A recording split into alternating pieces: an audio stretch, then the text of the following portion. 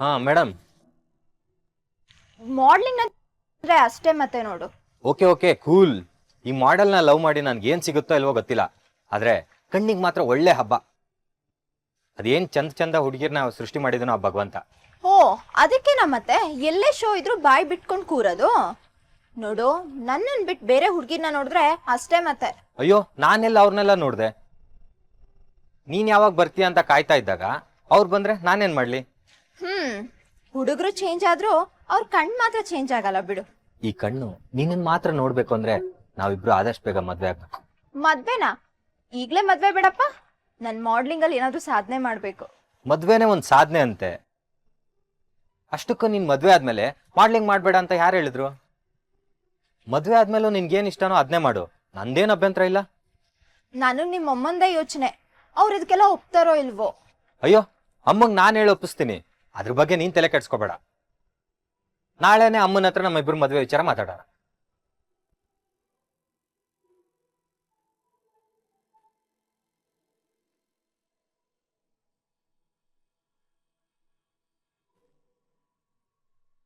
ನನ್ನ ಮಗ ನನಗೆ ಕೆಲಸ ಕಡಿಮೆ ಮಾಡ್ದ. ಯಾಕೆಂದರೆ ಈಗಿನ ಕಾಲದಲ್ಲಿ ಹುಡುಗಿನ ಹುಡ್ಕೋದಂದ್ರೆ ಅಷ್ಟು ಸುಲಭದ ಕೆಲಸ ಅಲ್ಲ.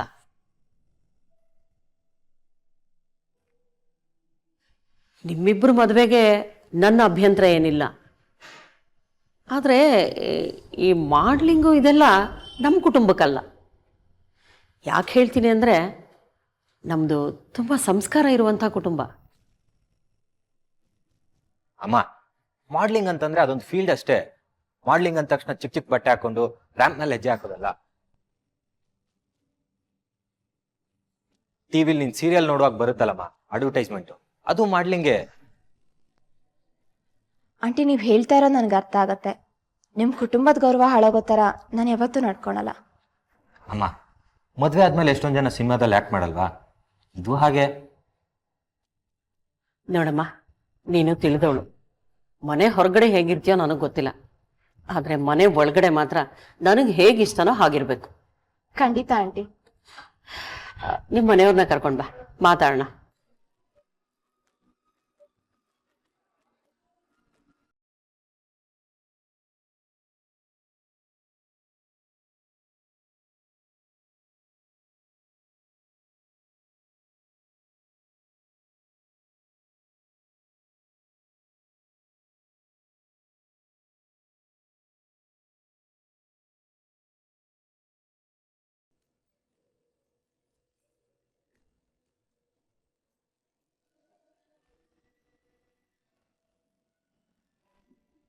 ಶುರು ಆಯ್ತಾ ನಿಂದು?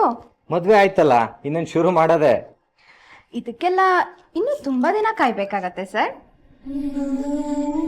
ಸರಿ ಮೇಡಮ್, ನಿನ್ ತಾಯಿ ಆಗ್ಬೇಕು ಅಂದ್ರೆ ನಾನು ನಿನ್ ಜೊತೆ ಇರಬೇಕು. ಅದೇ ನೀನ್ ದೊಡ್ಡ ಮಾಡಲ್ ಆಗ್ಬೇಕು ಅಂದ್ರೆ ನಾವಿಬ್ರು ದೂರ ಇರಬೇಕು ಅಲ್ವಾ?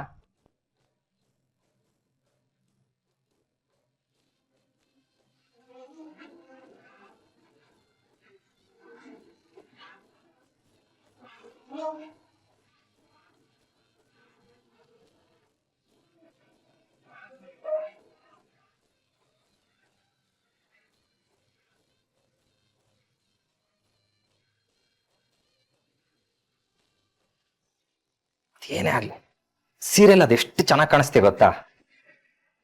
ಸೀರೆಲಿ ಹುಡುಗಿರ ನೋಡಲೆ ಪಾರದು ನಿಲ್ಲಲ್ಲ ಟೆಂಪ್ರೇಚರು. ನಿನ್ ಟೆಂಪ್ರೇಚರ್ ಹೇಗೆ ಕಮ್ಮಿ ಮಾಡೋದು ಅಂತ ನನಗೆ ಗೊತ್ತು.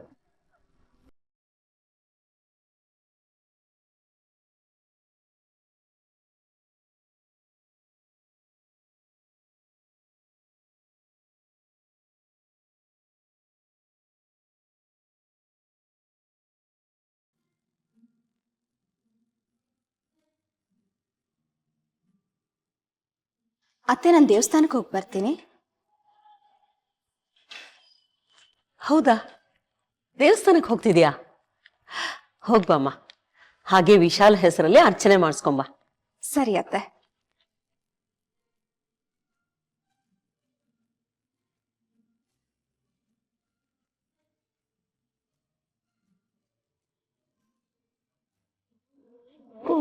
ಓ ಬೈವಾ ವೈಭವಿ, ಬೆಲ್ಲ ಆಯ್ತು ನೋಡಿ ಯಾರು ಬಂದ್ರು ಅಂತ. ಹಾಕು ಹಾಕು. ಸೂಪರ್. ನೀನ್ ಹಾಡು. ತಗೋ. ಏ ಏ ಯಾರಪ್ಪ ನೀವು? ಅಯ್ಯೋ, ಏ ಯಾರು ನೀವು? ಅತ್ತೆ, ಏ ಬಿಡಪ್ಪ ಕೈಗೆ. ಅಮ್ಮ.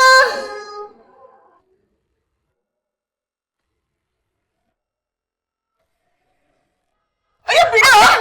ಅತ್ತೆ ಬಿಡು. ಬಿಡು ಬಿಡು. ಯಾರು ಯಾರು?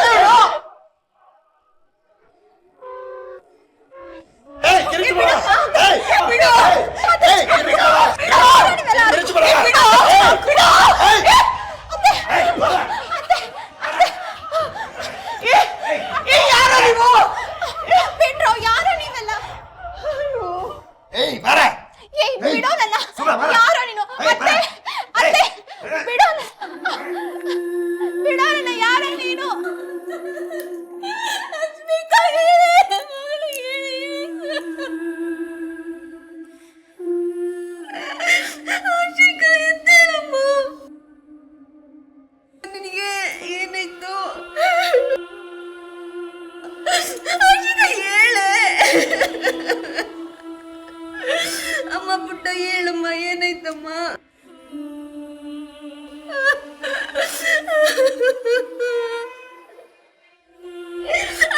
ಹೇಳ ಅಜಿಗ, ಏನಾಯ್ತು ನಿನಗೆ?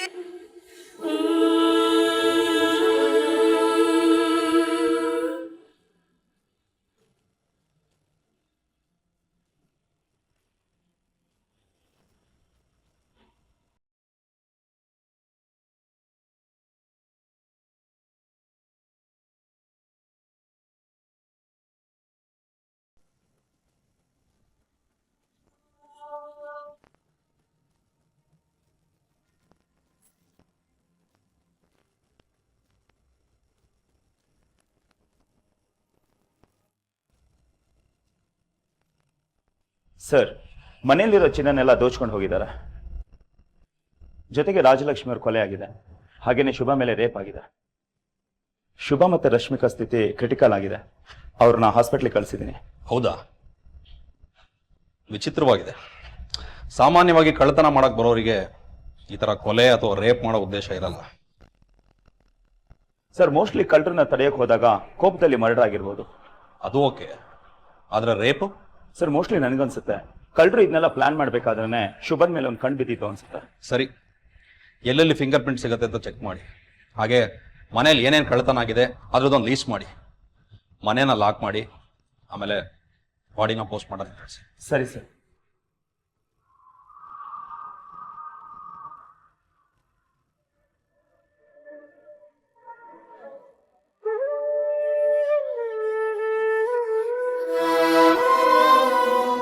ಇದೆಲ್ಲ ಯಾವಾಗಾಯ್ತು?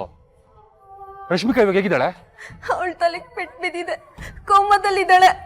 ಡಾಕ್ಟರ್ ಹೇಳಿದ್ದಾರೆ ಏನು ತೊಂದರೆ ಇಲ್ಲ, ಪ್ರಜ್ಞೆ ಬರುತ್ತೆ ಅಂತ. ನೀವು ಆದಷ್ಟು ಬೇಗ ಅಲ್ಲಿಂದ ಹೊರಟು ಬನ್ನಿ. ಈಗ ಸಡನ್ ಆಗಿ ಹೆಂಗ್ ಬರಕ್ಕಾಗತ್ತೆ? ಕೆಲ್ಸಕ್ಕೆ ಸೇರಿನ 1 ತಿಂಗಳು ಆಗಿಲ್ಲ. ನೋಡು, ನಾನು ಬರೋರ್ಗೂ ಕಾಯ್ಬೇಡಿ, ಎಲ್ಲ ಕೆಲ್ಸನೂ ಮುಗಿಸ್ಬಿಡಿ. ನಿಮ್ಗೆ ನಿಮ್ ಮಗಳಿಗಿನ ಕೆಲ್ಸನೇ ಹೆಚ್ಚಾಯ್ತಾ? ವೈಭವಿ ಅದಂಗಲ್ಲ, ನಾನು ಬರೋದ್ರಿಂದ ಏನೋ ಚೇಂಜ್ ಆಗತ್ತಾ? ನೋಡು, ನೀನ್ ರಶ್ಮಿಕನ್ ಚೆನ್ನಾಗಿ ನೋಡ್ಕೋ. ಆ ಟ್ರೀಟ್ಮೆಂಟ್ಗೆ ಏನ್ ದುಡ್ಡು ಬೇಕೋ ನಾನು ಅದನ್ನ ಅಕೌಂಟ್ಗೆ ಹಾಕ್ತೀನಿ. ಹಲೋ ಹಲೋ,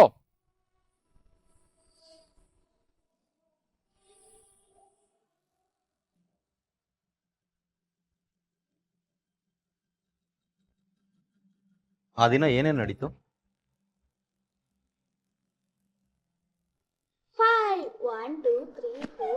ತಗೋ. ಯಾರಪ್ಪ ನೀವು? ಅಯ್ಯೋ, ಒಂದ್ 3-4 ಜನ ಮುಖಕ್ಕೆ ಮಂಕಿ ಕ್ಯಾಪ್ ಹಾಕೊಂಡ್ ಬಂದು ಮನೆಗ್ ನುಗ್ಗಿದ್ರು. ನಮ್ನೆಲ್ಲ ಹೊಡೆದು ಚಿನ್ನ ದುಡ್ಡನ್ನೆಲ್ಲ ದೋಚ್ಕೊಂಡು ಹೋದ್ರು. ಅವ್ರು ಬಂದ ಕೂಡಲೇ ಸೀದಾ ರೂಮ್ಗೆ ಹೋದ್ರ ಅಥವಾ? ಮೊದ್ಲು ನಮ್ಮೇಲೆಲ್ಲ ಅಟ್ಯಾಕ್ ಮಾಡಿದ್ರು. ನನ್ನನ್ನ ಒಬ್ಬ ತಳ್ಬಿಟ್ಟ, ನನ್ ಕೆಳಗಡೆ ಬಿದ್ದೋದೆ.